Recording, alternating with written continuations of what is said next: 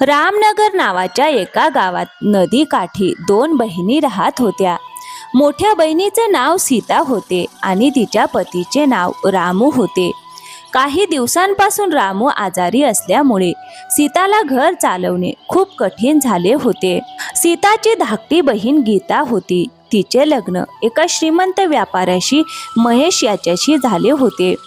गीता मात्र खूप कंजूस आणि स्वार्थी स्वभावाची होती. सीता मात्र दररोज सकाळी स्वतःच्या घरची कामे आटोपून गीताच्या घरी काम करण्यासाठी जात असे. अगं ताई, आज पुन्हा तुला उशीर झाला.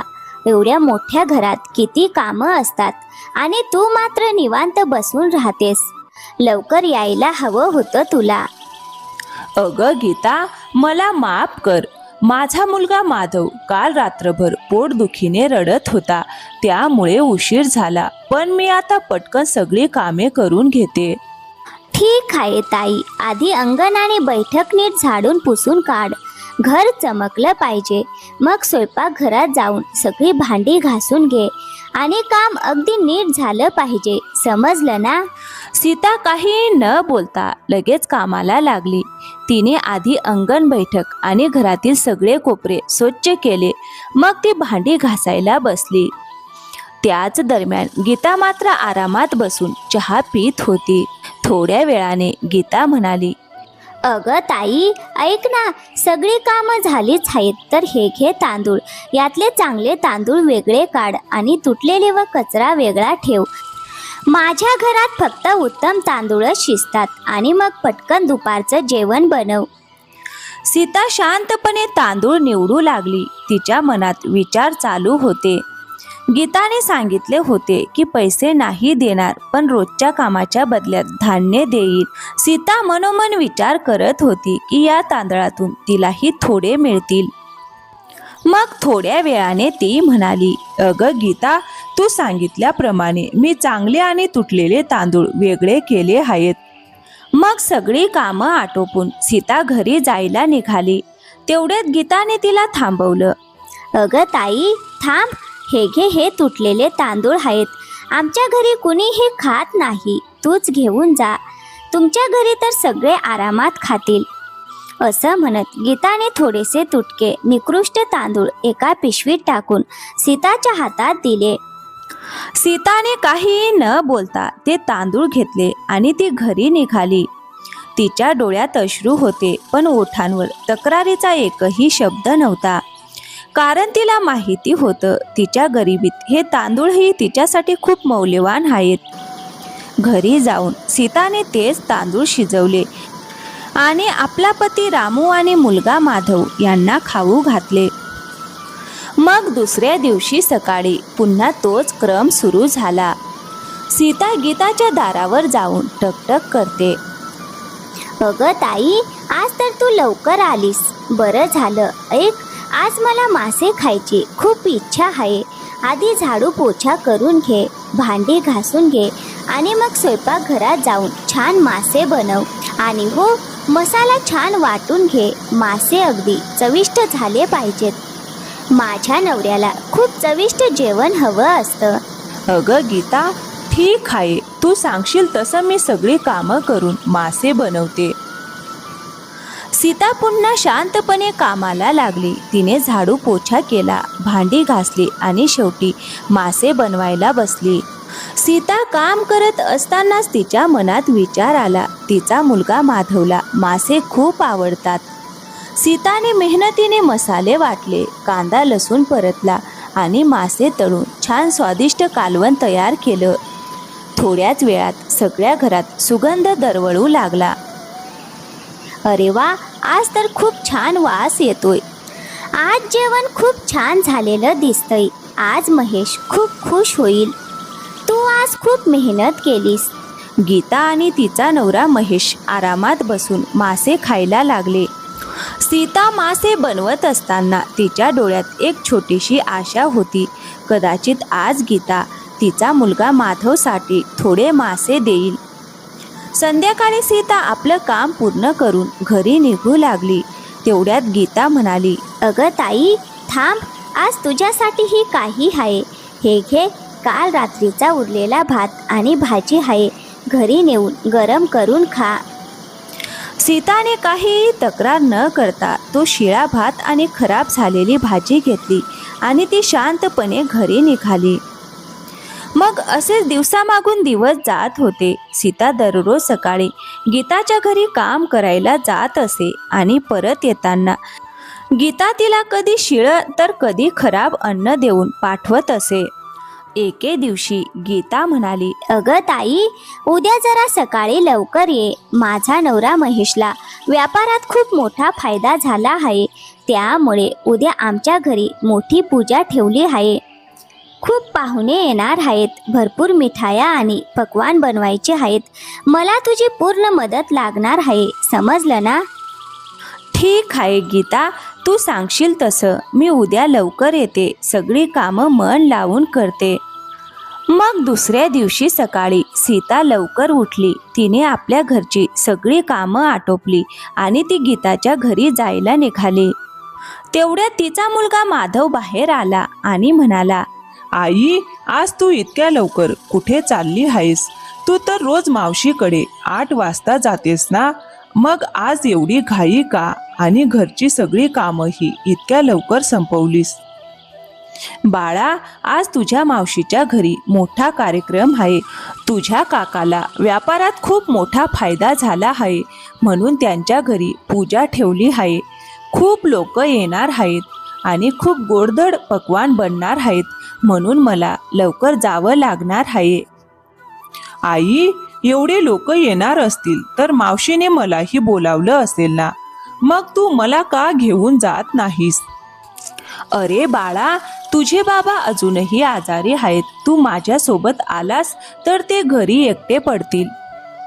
ठीक आहे आई, आज मावशीच्या घरी खूप गोडधोड बनत असेल, ती आपल्यासाठीही देईल ना. तू आण ना आई, मी वाट पाहतो. तू लवकर ये. हो बाळा, तू फक्त नीट राहा. मी काम करून लवकर परत येते. आणि ऐक, तुझ्या बाबांची काळजी घे. त्यांची औषधं खिडकीजवळ ठेवली आहेत, वेळेवर देत जा. असं म्हणत सीता मुलासमोर कसं तरी कारण देऊन निघाली. तिच्या मनात मात्र वेदना होत्या. तिच्या बहिणीने संपूर्ण गावाला आमंत्रण दिलं होतं, पण तिला एकदाही सांगितलं नव्हतं की तू तुझ्या मुलाला घेऊन ये. गीताच्या अंगणात खूप गजबजाट सुरू होता. मोठमोठी भांडी चढवलेली होती, हलवाई बोलावलेले होते आणि स्वयंपाक जोरात सुरू होता. गीता सीताला पाहताच म्हणाली, अगं ताई, तू आलीस का? चल आता लगेच कामाला लाग. दिसत नाही का हलवाई आले आहेत, पक्वान तयार होत आहेत. मला सगळी भांडी स्वच्छ हवीत आणि त्या कोपऱ्यात ठेवलेल्या पानांच्या ताटा मोजून नीट लाव. आज खूप पाहुणे येणार आहेत, कुठलीही कमतरता राहता कामा नये. सर्वात आधी घराबाहेर झाडू मार, मग जिथे पूजा होणार आहे तिथे झाडू पोछा कर आणि मग पूर्ण घर स्वच्छ कर. अगं गीता, ठीक आहे, मी सगळं काम करते. तू काळजी करू नकोस. आज तुला तक्रारीची एकही संधी मिळणार नाही. सीता लगेच कामाला लागली. तिने घराचा एक एक कोपरा स्वच्छ केला. हळूहळू पूजेची वेळ झाली. गीता सजून धजून आपल्या पती महेश सोबत पूजेच्या ठिकाणी बसली. काही वेळात पूजा पार पडली. यानंतर पाहुण्यांनी जेवण केलं आणि एक एक करत आपल्या घरी निघून गेले.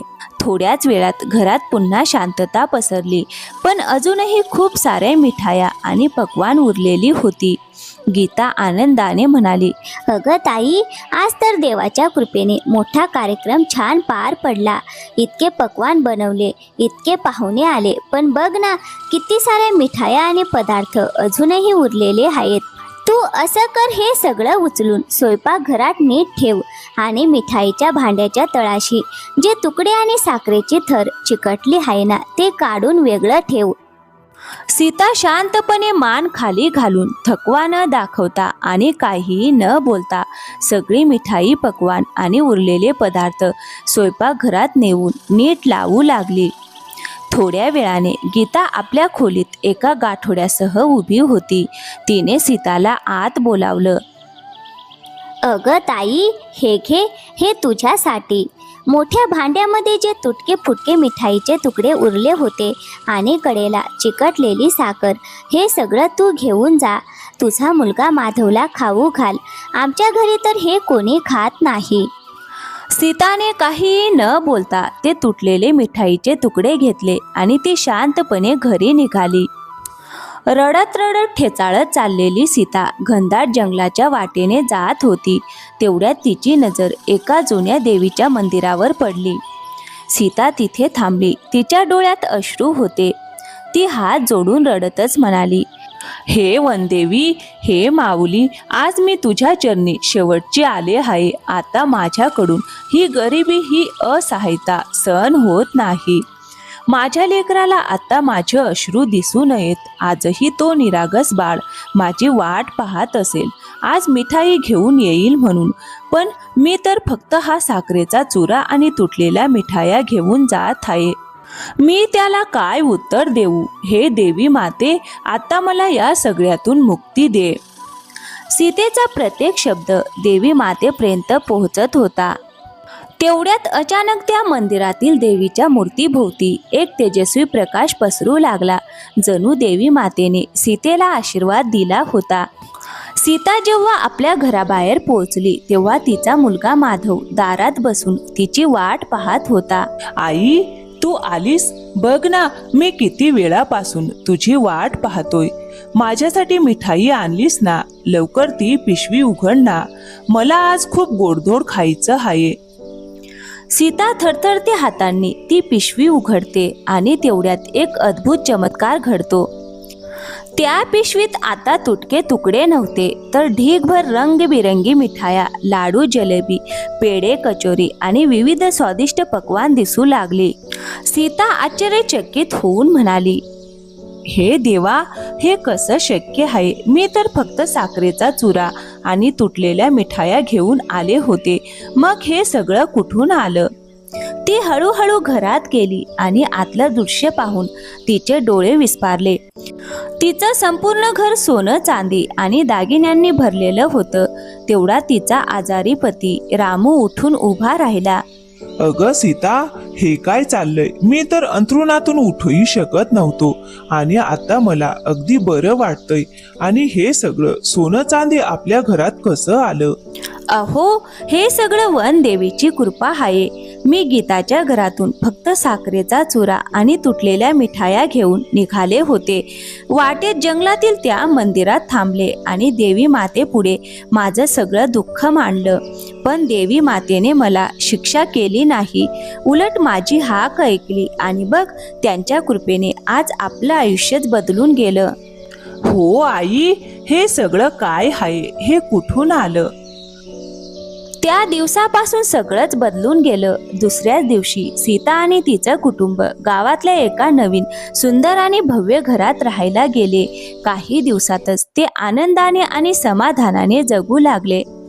मग अशातच 3 दिवस झाले. सीता आता आपल्या नव्या, मोठ्या आणि आलिशान घरात सुखाने राहत होती.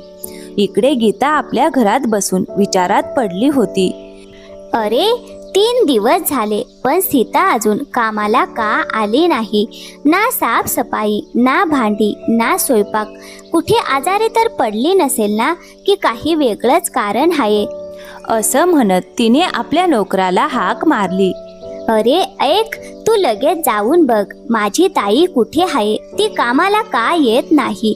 काय चाललंय ते शोधून ये. नोकर लगेच सीतेच्या घरी गेला. ते दृश्य पाहून त्याचे डोळे विस्पारले. अरे देवा, मी हे काय पाहतोय? काही दिवसांपर्यंत यांचं घर मोडकळीस आलेलं होतं आणि आता तर जणू एखाद्या राजाच्या महालासारखं दिसतंय. तो धावतच परत गीताकडे आला आणि धापा टाकत म्हणाला, मालकीन बाई, मोठा चमत्कार झाला आहे. तुमची ताई आता खूप श्रीमंत झाली आहे. तिचं घर आता सोनं चांदीने भरलेलं आहे. तिच्या नवऱ्याची तब्येतही पूर्णपणे बरी झाली आहे. जणू तिचं नशीब एका रात्रीत बदललंय. अरे काय, हे कसं शक्य आहे? मी तर तिला फक्त उरलेले तुटके मिठाईचे तुकडे आणि साखरेचा चुरा दिला होता. मग हे सगळं वैभव, ही संपत्ती कुठून आली? हा रहस्य मला कळायलाच हवा. मग त्या संध्याकाळी गीतेचा नवरा महेश कामावरून घरी आला. गीता त्याला म्हणाली, अहो, ऐकताय का? तुम्हाला माहीत आहे का, माझी ताई सीता अचानक खूप श्रीमंत झाली आहे. तिचं मोडकळीस आलेलं घर आता महालासारखं झालं आहे. मला काही कळत नाही, हे सगळं कसं घडलं. अरे वा, ही तर खूप चांगली गोष्ट आहे. अगं गीता, तुझ्या ताईने खूप कष्ट सहन केले आहेत. तू तिच्याकडे जाऊन विचार ना, हे सगळं कसं झालं ते. हे ऐकून गीताने ठरवलं, मी हे रहस्य उलगडल्याशिवाय राहणार नाही. ती लगेच तयार झाली आणि सीताच्या घरी निघाली. सीताच्या भव्य घरात पोहोचल्यावर गीता म्हणाली, अगं ताई, तू कामाला येत नव्हतीस म्हणून मला तुझी काळजी वाटली, म्हणून तुला भेटायला आले. पण हे सगळं कसं झालं? तू इतकी श्रीमंत कशी झालीस? मला सगळं सांग ना. काय झालं असं की तुझं आयुष्य एका रात्रीत बदललं? अगं गीता, तू मला रोज उरलेलं शिळं अन्न द्यायचीस आणि त्या दिवशी तू मला मिठाईचा चुरा आणि साखर दिलीस. तेच घेऊन मी घरी येत होते. तेवढ्यात वाटेत जंगलात देवी मातेचं मंदिर लागलं. मी तिथे थांबले आणि माझं सगळं दुःख त्यांच्या समोर मांडलं आणि त्यांच्या कृपेने हे सगळं बदललं. हे ऐकताच गीताच्या मनात मत्सर निर्माण झाला. सीताचं वैभव पाहून तिचा लोभ आणखीन वाढला. ती मनातच म्हणाली, मलाही तिच्यापेक्षा जास्त श्रीमंत व्हायचं आहे.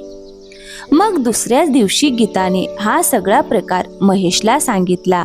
अहो, मला कळलं आहे, ताई इतकी श्रीमंत कशी झाली. देवी मातेने तिला क्षणात महाल दिला. आपणही तसंच करायला हवं. अगं वेडी, आपण आधी सुखी आणि श्रीमंत आहोत. देवाने आपल्याला खूप काही दिलं आहे. एवढा लोभ चांगला नसतो. लोभ माणसाला नाशाच्या मार्गावर नेतो. नाही, मला काहीही ऐकायचं नाही. ती माझ्यापेक्षा जास्त श्रीमंत कशी असू शकते? आता मीही तेच करणार जे तिनं केलं. महेशने खूप समजावलं, पण गीताच्या मनावर लोभाचं सावट पडलं होतं. मग त्याच दिवशी दुपारी गीता सीताच्या घरी आली आणि खोटे अश्रू ढाळत म्हणाली, ताई, मला माफ कर. ताई, मी तुझ्याशी खूप वाईट वागले, म्हणूनच कदाचित माझ्या नवऱ्याच्या व्यापारात अडचणी येऊ लागल्या आहेत. मला तुझ्या घरी कामावर ठेव. जसे मी तुझ्याकडून काम करून घ्यायचे तसं आता मी करेन. अगं गीता, तू का काळजी करतेस? तू माझी सख्खी बहीण आहेस. तुला जे हवं असेल मी नक्की मदत करेन. नाही ताई, मला पैशांची मदत नको. मला फक्त कामावर ठेव आणि बदल्यात मला खायला दे. अगं ठीक आहे, जर तुझी इच्छा असेल तर एक काम करायला. मला तुझ्याबद्दल काहीच राग नाही. सीतेचं मन खूप स्वच्छ होतं. तिने गीताला आपल्या घरी कामावर ठेवलं. मग दुसऱ्या दिवशी सकाळी गीता सीतेच्या घरी आली. तिच्या मनात मात्र एकच विचार होता, कसंही करून तोच चमत्कार पुन्हा घडवायचा.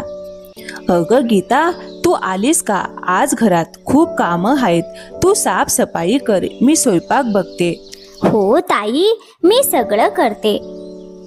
ती दिवसभर काम करत राहिली. संध्याकाळी घरी जाण्याची वेळ आली तेव्हा सीताने तिच्यासाठी गरमागरम ताजं जेवण आणि मिठाई एका पिशवीत भरून दिली.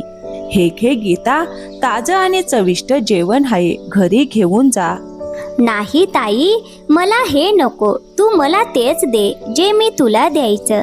शिळं उरलेलं खराब अन्न मी ताजं जेवण घेणार नाही. सीता हे ऐकून आश्चर्यचकित झाली. पण गीताचा हट्ट इतका पक्का होता की शेवटी तिला नाईलाजाने शिळं अन्नच द्यावं लागलं. गीता आनंदाने ते उरलेलं अन्न घेऊन आपल्या घरी निघाली.